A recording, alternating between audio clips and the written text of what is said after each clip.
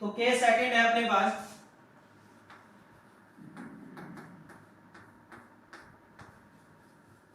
when a volatile solute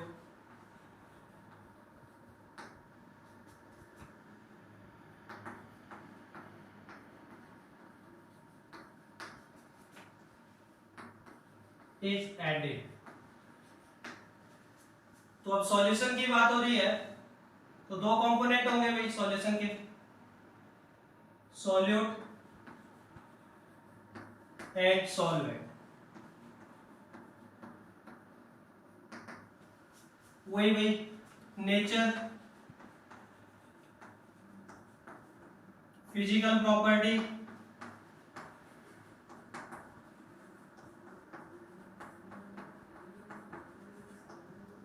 vapour pressure और mole fraction या mole and mole fraction. 56 divided by 78, तो ये 2 time cancel हो गया, ये आ गया आपके पास 50 डिवाइडेड बाय 150। करो कैलकुलेट भाई जल्दी से ये सारी प्रॉपर्टी और बताओ मुझे, 1 मिनट का टाइम है सबके पास।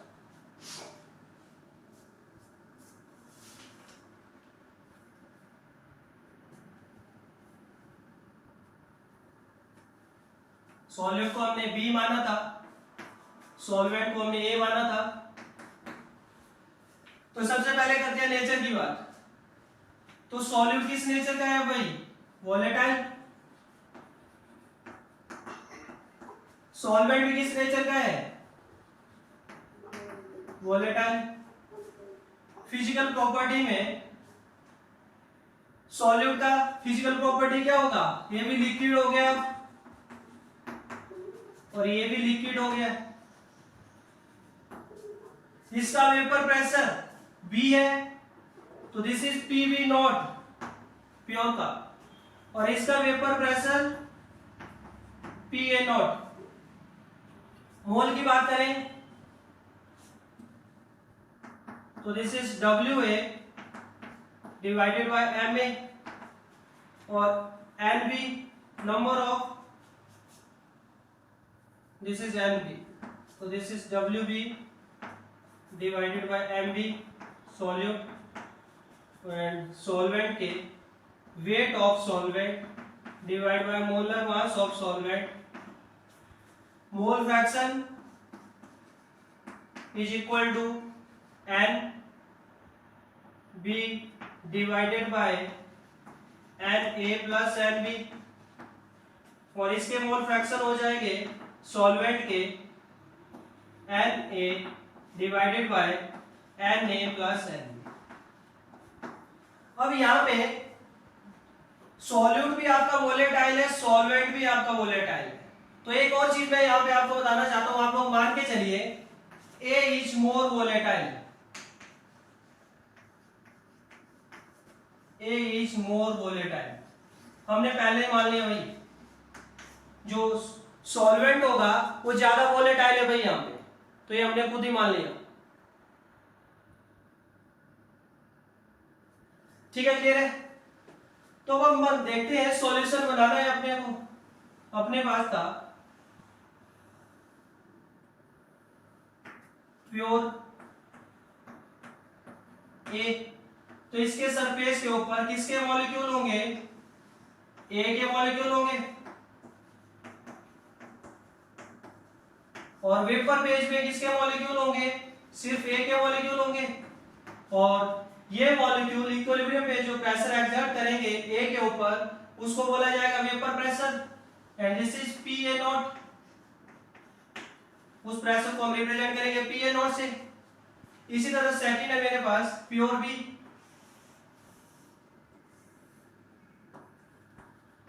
सेकंड कंपोनेंट है मेरे पास प्योर बी। तो इसके सरफेस के ऊपर किसके मॉलिक्यूल होंगे?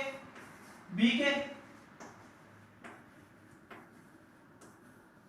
इवेपोरेट, बी कौन होंगे? बी, तो मतलब गैसियस फेज वेपर फेज में भी किसके मॉलिक्यूल होंगे बी, और ये बी के वेपर के जो मॉलिक्यूल है जब इसके लिक्विड के ऊपर जो प्रेशर एक्सर्ट करेंगे इक्विलिब्रियम पे तो उसको बोला जाएगा वेपर प्रेशर ऑफ बी, और उसको हम रिप्रेजेंट करेंगे पीवी नॉट, इसको हम रिप्रेजेंट करेंगे पीवी नॉट। अब हमने क्या करा, दोनों को मिक्स कर दिया।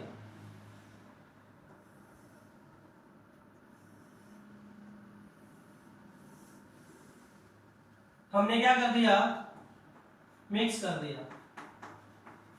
तो अपने पास क्या बन गया इधर, सॉल्यूशन A प्लस बी। क्या बन गया अपने पास भी, solution A plus B.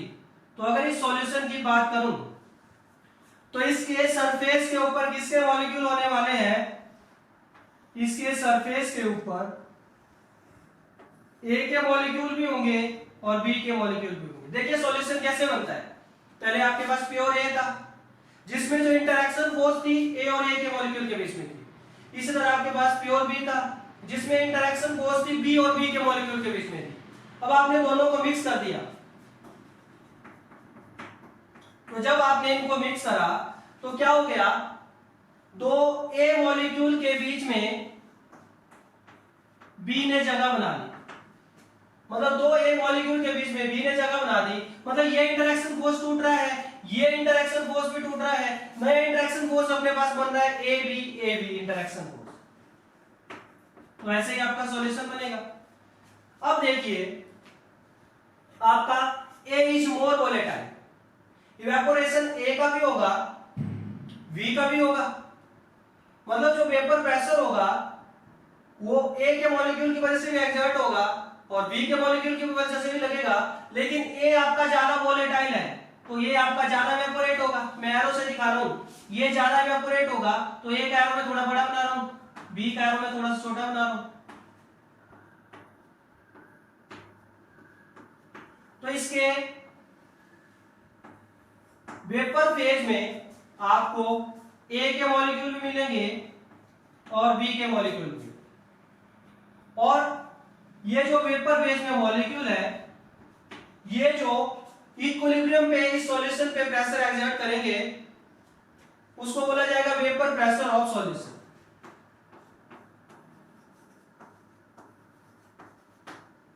Vapour pressure of solution. तो बताइए मुझे, मान लीजिए A का वेपर प्रेशर था 10, V का वेपर प्रेशर था 20, तो जो 10 वेपर प्रेशर था A का, V का था 20, जब आपने इन दोनों को मिक्स किया तो जो वेपर प्रेशर होगा सॉल्यूशन का वो क्या हो जाएगा भाई, 10 प्लस 20 हो जाएगा क्या। Vapour pressure is an extensive property, ध्यान रखना भाई, vapour pressure is an extensive property. तो वेपर प्रेशर एक एक्सटेंसिव प्रॉपर्टी है, सॉरी इंटेंसिव प्रॉपर्टी है, तो ये एडिशन रूल को फॉलो नहीं करता, ये एडिशन रूल को फॉलो नहीं करेगा। तो आपने, मैंने अभी पूछा था A का वेपर प्रेशर था 10, V का वेपर प्रेशर था 20, तो जो नया वेपर प्रेशर होगा सॉल्यूशन का वो 10 और 20 के बीच में होगा, दोनों का सम नहीं होगा। वो किसके बीच में होगा, 10 और 20 के बीच में होगा, because it is an intensive property. लिख लेना, ये पूछा जाता है vapour pressure is an intensive property, so it does not follow addition rule. Vapour pressure is an intensive property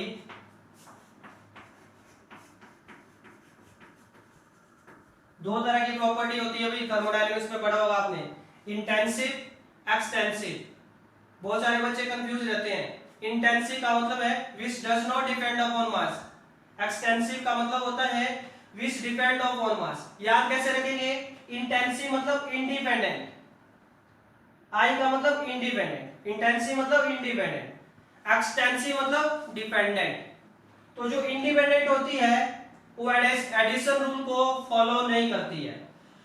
तो मैंने अभी आपको एक एग्जांपल दिया था कि मान लीजिए जो मेरा सॉल्यूशन A है उसका वेपर प्रेशर है 10, जो V है उसका वेपर प्रेशर है कितना 20, तो जो मेरा सॉल्यूशन है उसका वेपर प्रेशर 10 और 20 के बीच में आएगा भाई, 10 और 20 के बीच में आएगा। तो यहाँ पे एक और चीज मैं आपको बताना चाहता हूं कि जो ज्यादा वोलेटाइल है सॉल्यूशन का वेपर प्रेशर उससे कम, और जो कम वोलेटाइल है सॉल्यूशन का वेपर प्रेशर उससे ज्यादा।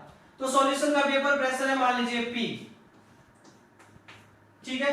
तो this P is greater than PV not and P is less than PA not. तो मतलब P की वैल्यू किसके बीच में होगी? P जो होगा आपका वो PV नॉट से उसकी वैल्यू बड़ी होगी और PA नॉट से उसकी वैल्यू छोटी होगी। तो इस ट्रिक से आप ध्यान रख सकते हैं भाई, जो आपके पास सॉल्यूशन होगा उसका वेपर प्रेशर जो ज्यादा वोलेटाइल है उससे कम और जो कम वोलेटाइल है उससे ज्यादा। मतलब इसकी जो वैल्यू होगी सॉल्यूशन की वो इस दोनों जो भी आपको वेपर प्रेशर गिवन है इस वैल्यू के बीच में आएगी, उस रेंज में आएगी। मान लीजिए 300 है, ये 500 है, तो जो सॉल्यूशन जब आपने दोनों को मिक्स किया तो जो सॉल्यूशन बनने वाला है उसका वेपर प्रेशर 300 और 500 के बीच में आने वाला है। क्लियर है सबको?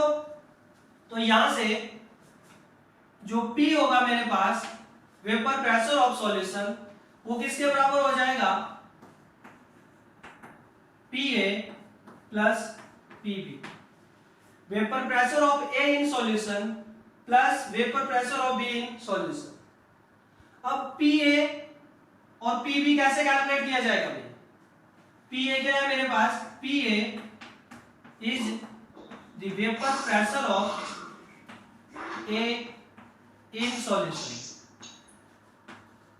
तो PA किसके बराबर होगा मेरे पास? PA naught XA। And what is PV?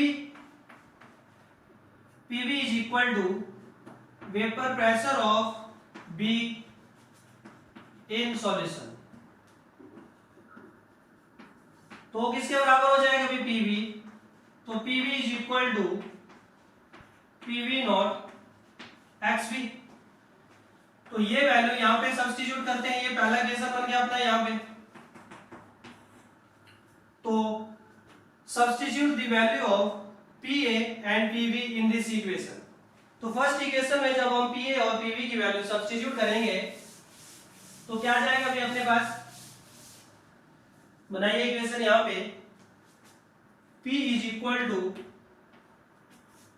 PA naught XA plus PV naught XB।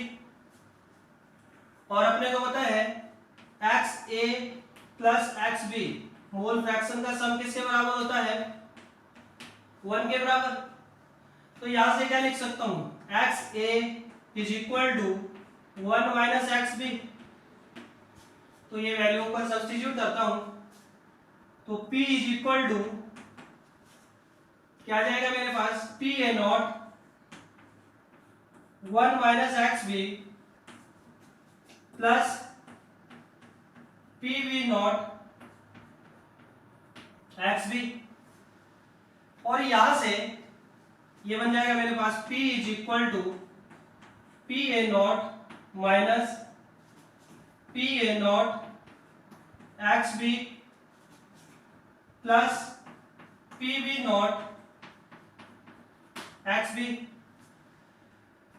तो इसको इधर ले जाता हूं तो P minus PA naught is equal to, यहां पे देखें तो XB और XB दोनों में कॉमन है तो XB कॉमन ले लिया तो यहां पे क्या रह गया मेरे पास? PV naught minus PA not. और ये मेरा इक्वेशन नंबर जो भी आप नाम देना चाहें, ये फर्स्ट हो गया, ये सेकंड हो गया, this is our third equation. और यहां से अगर मैं XB कैलकुलेट करना चाहूं तो XB इज इक्वल टू क्या आ जाएगा भाई आपके पास? P minus PA naught divided by PV naught minus P A naught, ये आ गया मेरे पास क्या एक्स बी, और एक्स ए कितना आ जाएगा भाई, X A is equal to P, जहां पे पी ए नॉट है वहां पे पी बी नॉट आ जाएगा, divided by P A naught minus P B naught, तो ये आ गया मेरे पास एक्स बी। तो चेक करो इस इक्वेशन को, ये और ये यहां से यहां से यहां से और यहां से, ये हमारी न्यूमेरिकल प्रॉब्लम में इक्वेशन यूज होने वाली है। तो इसको एक बार चेक करिए, फिर हम चलते हैं आगे। ठीक है, बनाओ इसको जल्दी से।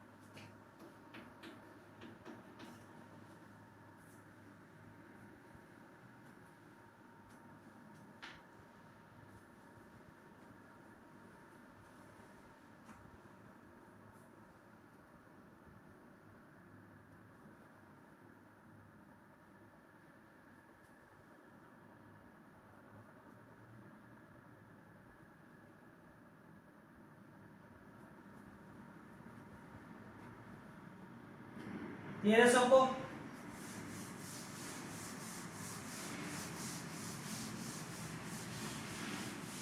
तो नेक्स्ट है भाई आप लोग जल्दी से ग्राफ बनाएंगे, वेपर प्रेशर वर्सेस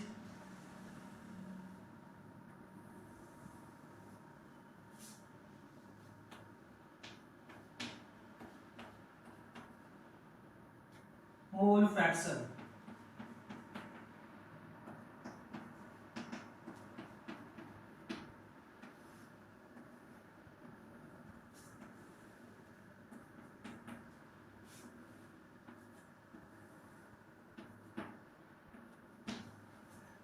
बनाइए भी जल्दी से ग्राफ और बताइए मुझे भी।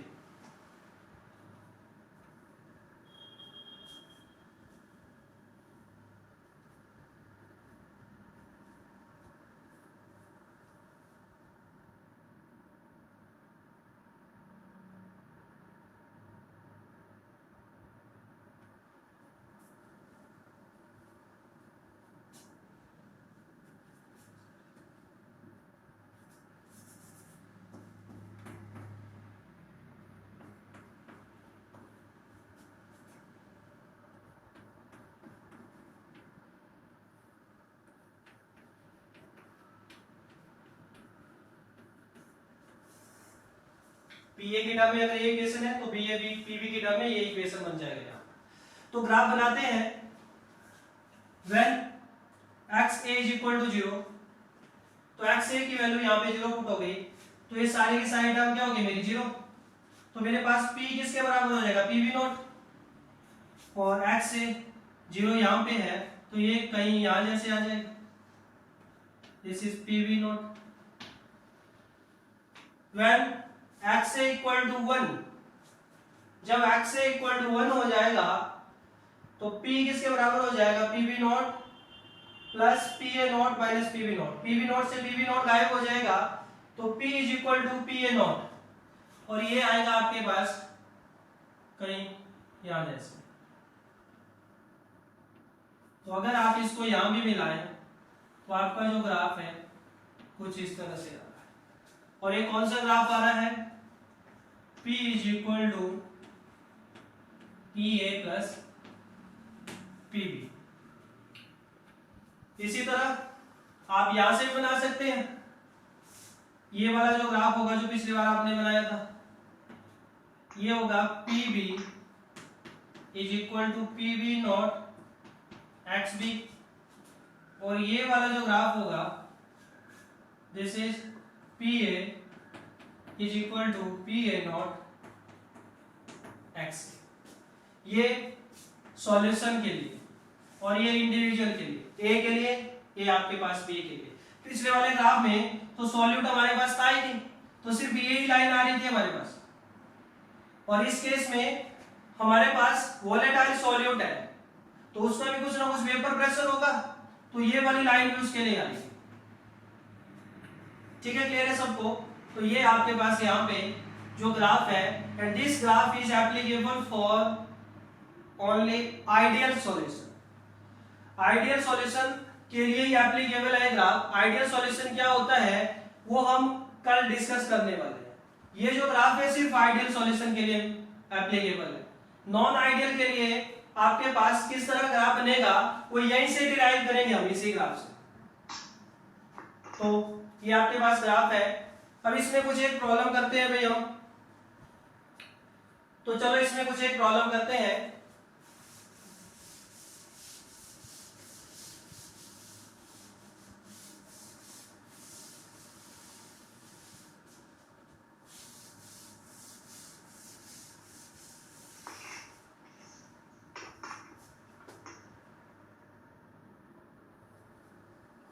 आपके पास एक कंटेनर है जिसमें ए के 2 मोल और बी के 3 मोल, पी ए नॉट आपको गिवन है 200 mm ऑफ HG और पीवी नॉट आपको गिवन है 500 mm ऑफ HG। आपसे पूछ रहा है find P vapour pressure of solution. करो जल्दी से सभी। ए के 2 मोल और बी के 3 mole, P A naught 200 mm of HG, PV naught 500 mm of HG। आपको फाइंड आउट करना है वेपर प्रेशर ऑफ सॉल्यूशन। तो करो जल्दी से कैलकुलेट।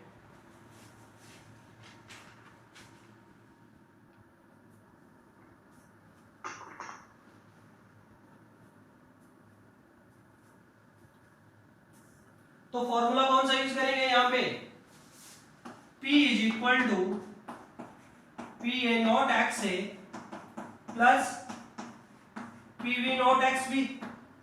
अब सबसे पहले अपने को क्या फाइंड आउट करना पड़ेगा? कितना गया? 380। तो एक्स ए कितना आ गया भाई आपके पास? X A is equal to 2/5, ये आ गया सबके पास। एक्स बी कितना आ गया भाई आपके पास? 3/5।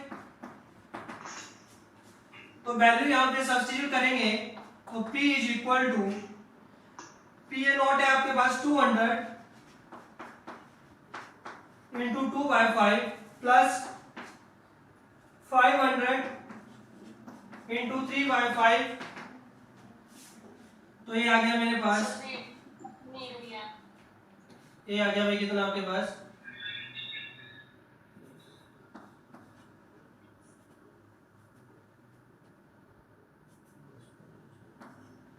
तो ये आ गया आपके पास 80 plus 300 and this is 380 mm of HG। ठीक है, 300 mm ऑफ HG। ठीक है, सेकंड क्वेश्चन आपको PA की वैल्यू यही गिवन है, PV की वैल्यू आपको यही गिवन है और साथ में P की वैल्यू, क्वेश्चन नंबर सेकंड में यहीं पे लिख रहा हूं।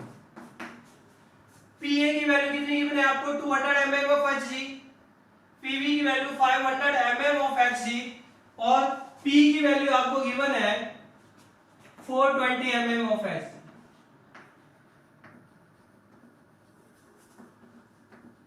आपसे बोल रहा है find mole fraction of A and B, ये आपको फाइंड आउट करना है, तो जल्दी से करिए। पी ए नॉट क्या है भाई, जो पिछले वाले क्वेश्चन था, पी ए नॉट है आपका 200 mm of X G. P B क्या है आपके पास 500 mm ऑफ एक्स जी। तो करिए जल्दी से फाइंड आउट।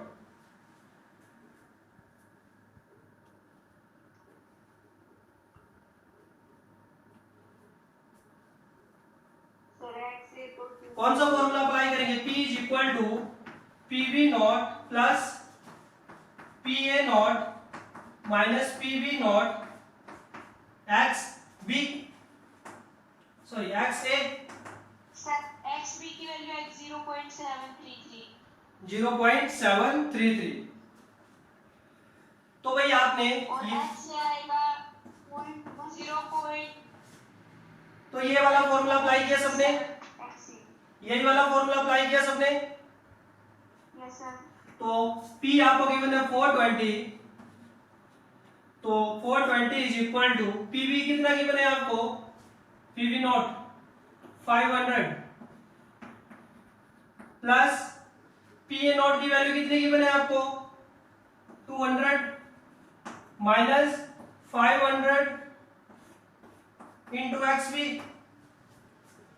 तो ये कितना आ गया मेरे पास, ये आ गया मेरे पास -80 is equal to -300 XB।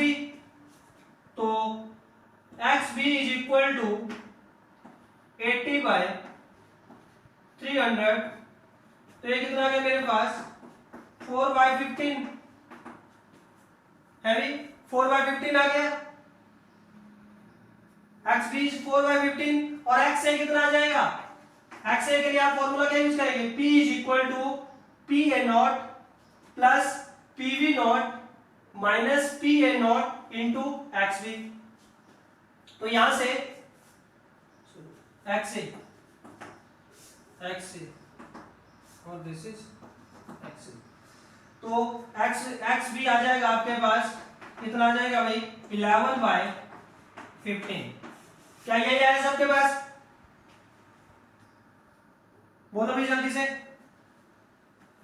XA आ गया 4/15, XB आ गया 11/15। क्यों, क्योंकि अगर मुझे एक पता चल गया तो मोल फ्रैक्शन का सम 1 होता है, तो 1 - 4/15 मतलब XB की वैल्यू कितनी आएगी 11/15। या आप लोग फॉर्मूला यूज कर सकते हैं P is equal to PA naught minus sorry plus PV naught minus PA naught XB।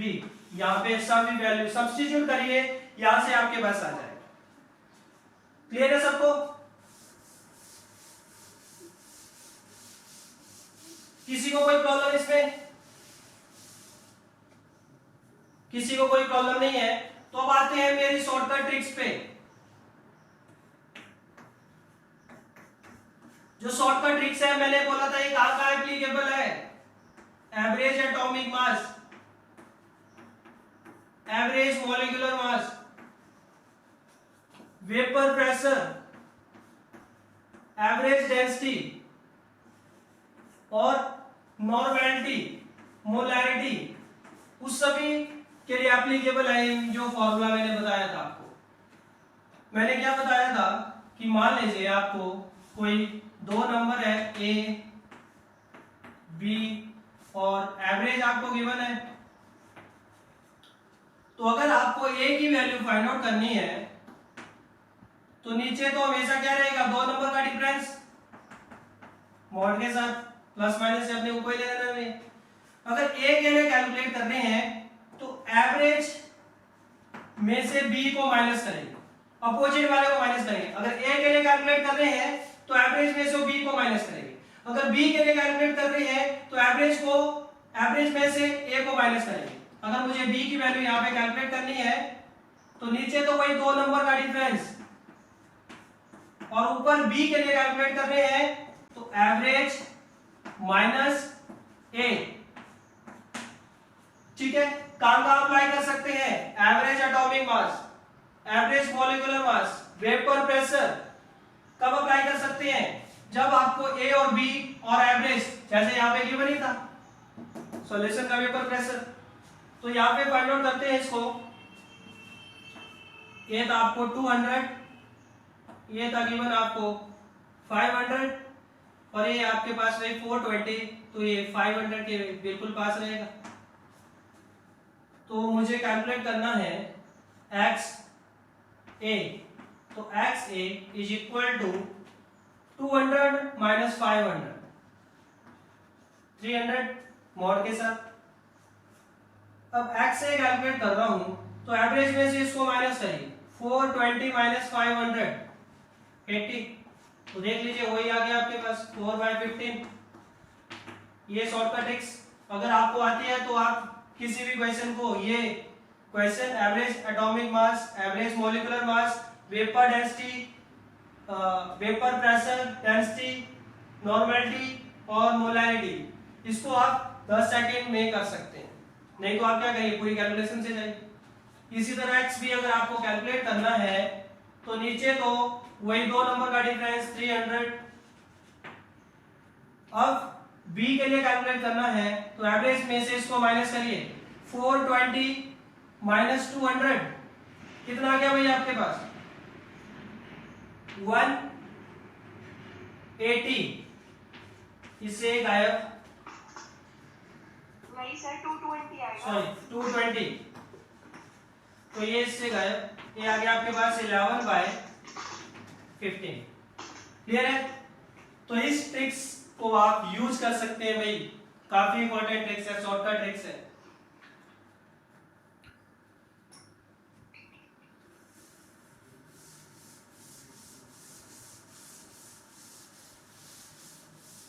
इसी तरह एक और क्वेश्चन गिवन है, जैसे आपको ओजोनाइट ऑक्सीजन आपसे पूछ रहा है परसेंटेज ऑफ O3, आपको रिएक्शन गिवन है 3O2 will change into 2O3 और जो एवरेज मॉलिक्यूलर मास है वो गिवन है आपको 32। तो आपसे बोल रहा है फाइंड, क्या फाइंड आउट करना है आपको? Percentage of O3। ये क्वेश्चन जेईई में पूछा जाएगा, नहीं तो मैंने आपको मोल फॉर्म में जो सिखाया था उससे चलिए, लंबे मेथड से, या इस वाली शॉर्टकट ट्रिक से चलिए। तो करिए जल्दी से कैलकुलेट और बताओ मुझे कितना आ जाएगा। ये भाई एवरेज जो है 36 है, सॉरी नॉट 32, तो करो जल्दी से कैलकुलेट। तो इसका मोलर मास कितना होता है? 32, ये कितना हो गया? 48, तो बना दीजिए लाइन 32 48 और एवरेज आ गया 36। तो परसेंटेज ऑफ, ये O2 था, ये मेरा O3 था, तो परसेंटेज ऑफ O3, नीचे तो 2 नंबर का डिफरेंस 32 माइनस 48, सर 20 आएगा क्या? 25 करते हैं। परसेंटेज ऑफ O3 कितना आ गया? नीचे तो 2 नंबर का डिफरेंस कितना? 32 माइनस 48 16। अब अपने को किसका कैलकुलेट करना है? परसेंटेज, इसका परसेंटेज कैलकुलेट करना है, ठीक है। तो एवरेज में से इसको माइनस करिए, 36 माइनस 32 4। अब देखिए परसेंटेज अगर आप कैलकुलेट करेंगे तो इसको 100 से मल्टीप्लाई कर देना और कुछ नहीं है, तो इसको मल्टीप्लाई कर दीजिए 100 से, तो ये आ गया मेरे पास 4 एंड दिस इज 25, तो ये आ गया मेरे पास कितना? 25%। ये आ गया मेरे पास भाई 25%।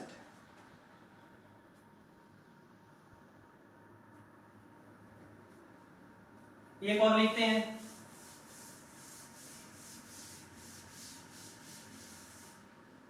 क्वेश्चन गिवन है मुझे नेक्स्ट, ए का vapour pressure vapour pressure of A 300, vapour pressure of B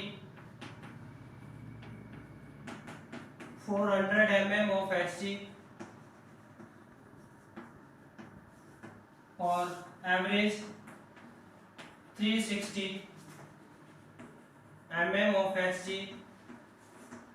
तो आपसे क्या बोल रहा है, find mole fraction of A, find mole fraction of A. जल्दी करिए, टाइम होने वाला है। ए का है 300, बी का है 400, सॉल्यूशन का है 360। 2/5। तो कैलकुलेट करते हैं जल्दी से। दिस इज 300 एंड, नहीं तो मैंने जो फॉर्मूला बताया भाई उससे तो चलना ही है आपको। अगर ये भूल जाए टेक्निक तो फिर फॉर्मूले से चलिए। 300, 400 एंड 360। तो आपको एक्स से फाइंड आउट करना है। 300 माइनस 400 कितना आ गया आपके पास, 100। अब आपको इसकी वैल्यू फाइंड आउट करनी है तो इसको हटा दीजिए, इसमें से एवरेज कर दीजिए, एवरेज में से इसको माइनस कर दीजिए 40। तो ये कितना आ गया भाई आपके पास, 2/5। क्या ये क्या है सबके पास, ठीक है, 2/5। और अगर एक्स भी पूछा होता तो कितना आ जाता, 3/5।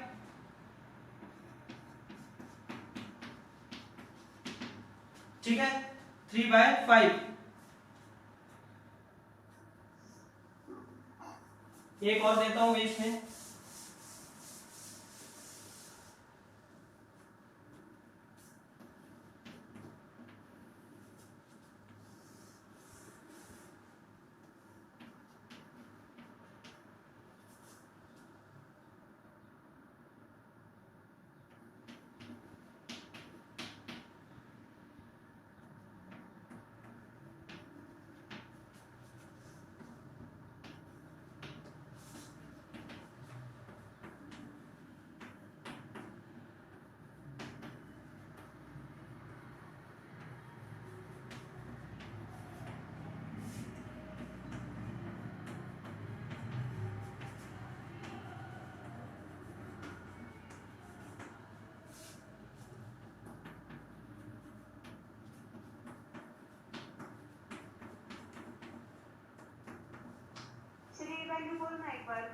ए की वैल्यू है 300 mm of Hg, PV not की वैल्यू है 500 mm ऑफ Hg, और सॉल्यूशन का वेपर प्रेशर है 470 mm ऑफ Hg।